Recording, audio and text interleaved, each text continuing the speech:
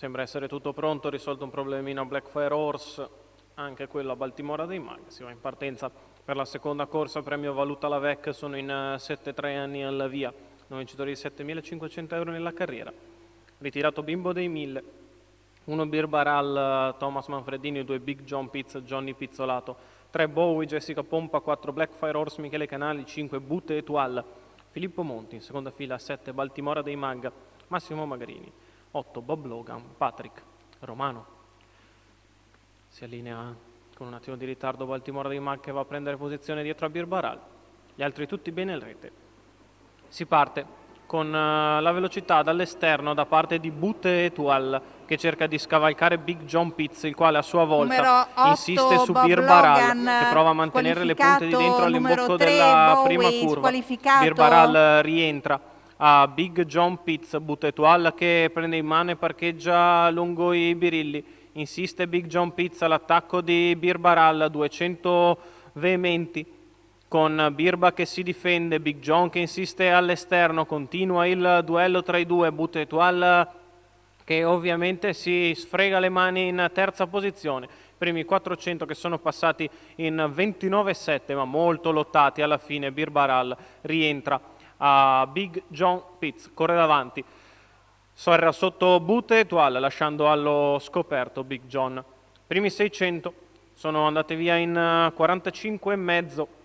Si passa davanti alle tribune con Birbaral in vantaggio, all'esterno Big John Pitts, lungo la corda Butte Etoile, prova a tornare all'esterno Big John che non ha trovato posto alla corda, terzo non ci vuole andare, si riavvicina ai primi 3 anche Blackfire Horse trascinandosi Baltimora di Mag.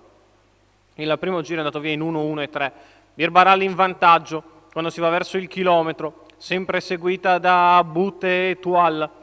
Ancora Big John Pitts e Blackfire Horse, primo chilometro in 1.17.1.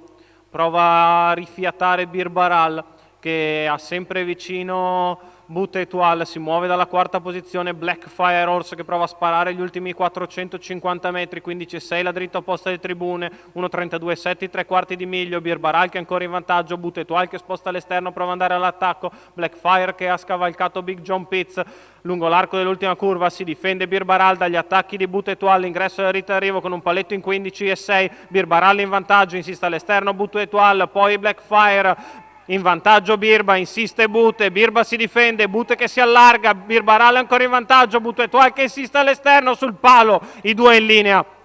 In fotografia per il primo posto Birbaral se la sarebbe meritata, si è difesa tutta strada dagli attacchi di Big John Pitts in partenza, poi dalla fondo finale da parte di Butte Etoile che ha spostato dopo percorso comodo, si è allargata molto in retta d'arrivo.